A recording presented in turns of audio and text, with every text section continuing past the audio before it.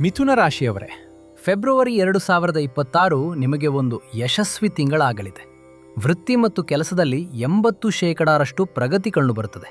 ವಿಶೇಷವಾಗಿ ಮಾಧ್ಯಮ, ಮಾರ್ಕೆಟಿಂಗ್ ಮತ್ತು ಸೇಲ್ಸ್ ಕ್ಷೇತ್ರದಲ್ಲಿ ಇರುವವರಿಗೆ ಹೊಸ ಜವಾಬ್ದಾರಿಗಳು ಹುಡುಕಿಕೊಂಡು ಬರುತ್ತವೆ.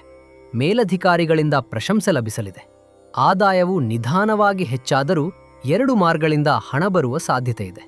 ಆದರೆ ಆನ್ಲೈನ್ ವ್ಯವಹಾರಗಳಲ್ಲಿ ಮತ್ತು ಸಣ್ಣ ಪುಟ್ಟ ವೆಚ್ಚಗಳ ಬಗ್ಗೆ ಸ್ವಲ್ಪ ಮನಸ್ಸಿನಲ್ಲಿರುವುದನ್ನು ಮರೆಮಾಡದೆ ಮಾತನಾಡಿ, ಇದರಿಂದ ಸಂಬಂಧಗಳು ಗಟ್ಟಿಯಾಗುತ್ತವೆ. ಕುಟುಂಬದ ನಿರ್ಧಾರಗಳಲ್ಲಿ ನಿಮ್ಮ ಸಲಹೆಯನ್ನು ಎಲ್ಲರೂ ಒಪ್ಪಿಕೊಳ್ಳುತ್ತಾರೆ. ಆರೋಗ್ಯದ ಕಡೆ ಗಮನ ಅಗತ್ಯ. ನರಗಳ ದೌರ್ಬಲ್ಯ ಅಥವಾ ಆಯಾಸ ಉಂಟಾಗಬಹುದು.